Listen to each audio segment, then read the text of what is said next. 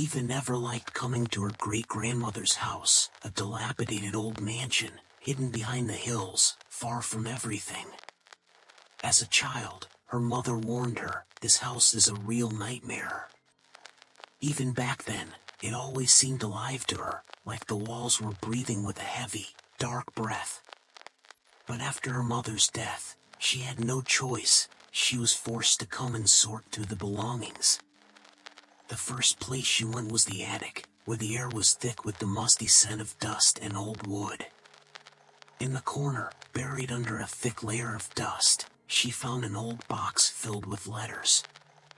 The letters were tied with a crimson ribbon, stained with an almost brownish mark from years gone by. Eva, curious, opened the first letter. "My dearest," it began. "He is coming for us. We hear his steps at night. We look out the windows, but we see nothing but darkness. I'm afraid to close my eyes. Oh, how I fear." Eva froze, feeling her fingers go cold. A chill ran down her spine. The letters described a dark figure that had been haunting her ancestors. With each letter she read, the fear grew deeper, like a campfire story where the shadows stretch longer, and the night grows colder. Fear crept in, thick as fog in an old house, as she suddenly felt a faint breeze, like someone whispering in her ear.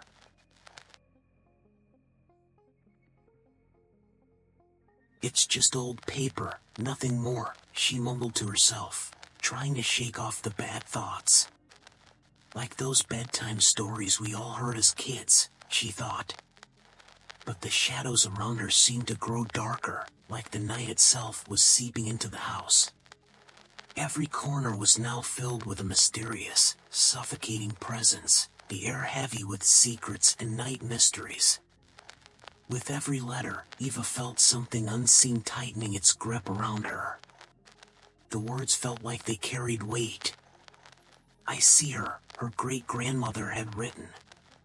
"In the window of the bedroom.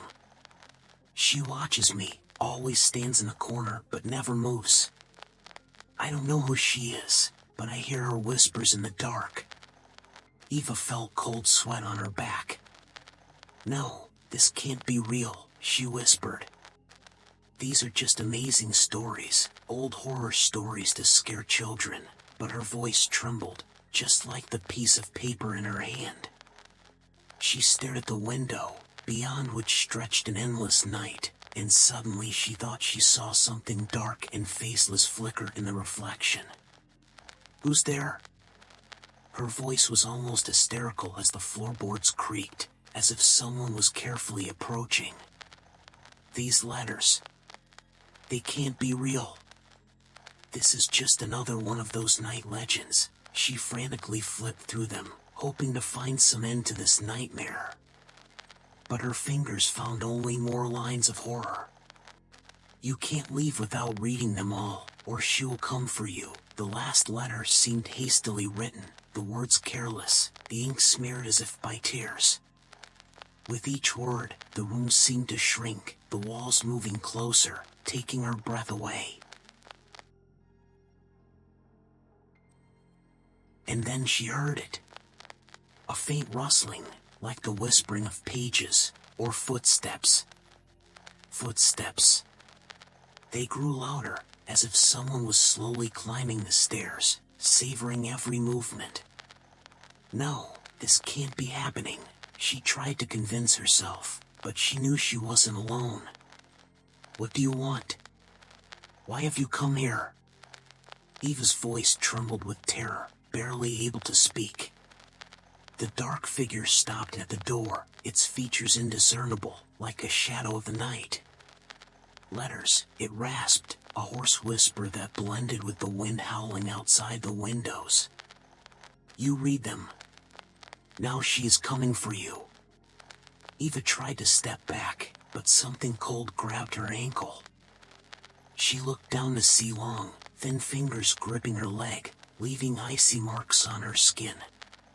With every second, the grip tightened, and her heart clenched with fear. "No." She screamed, breaking free from the paralyzing fear. She ran to the door, but it slammed shut with a loud bang, as if deciding to keep her there. There was no way out now. "She is coming for you," the voice whispered in her mind, splitting into many voices, echoing like the cries of the long dead. In the morning, they found her on the floor, her eyes wide open, frozen in horror, clutching a letter in her hands.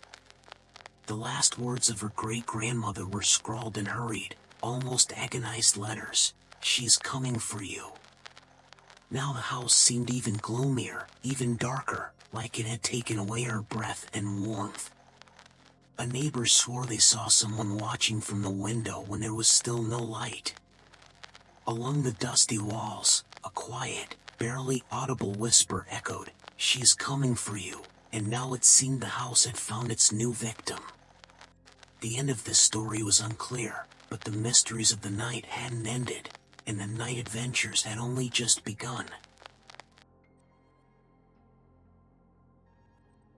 In this chilling mix of night mysteries and mysterious stories, Eva's story becomes yet another entry in the long list of true horror stories, the kind of bedtime stories that will keep you awake, wondering what lurks just beyond the edge of the light.